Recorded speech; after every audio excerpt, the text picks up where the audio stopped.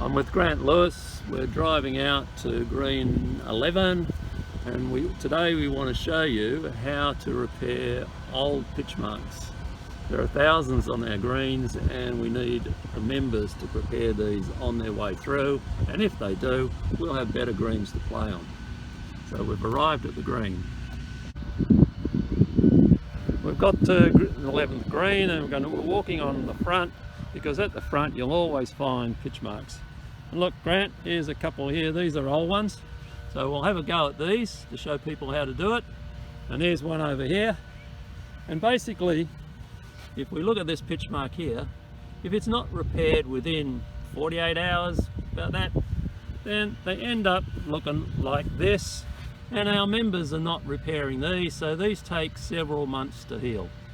So if we can repair these on the way through on our rounds, then we'll all end up with better greens to putt on. Okay, Grant, let's repair this new one and then we'll move on to the old ones and see that difference in the technique.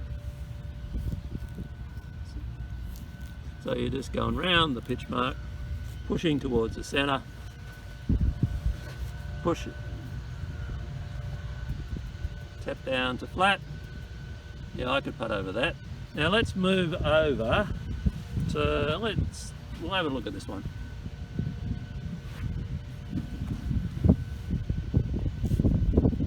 Okay, what are you doing? Put the pitch bearer straight in the ground, do one full rotation, which gets rid of the old dead roots, and fix it like a previous pitch mark.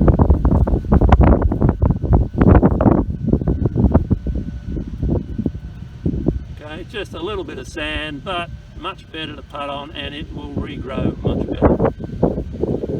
So if every member could learn how to do this and repair some during the course of their rounds, then we will have much better greens for all of us to putt on.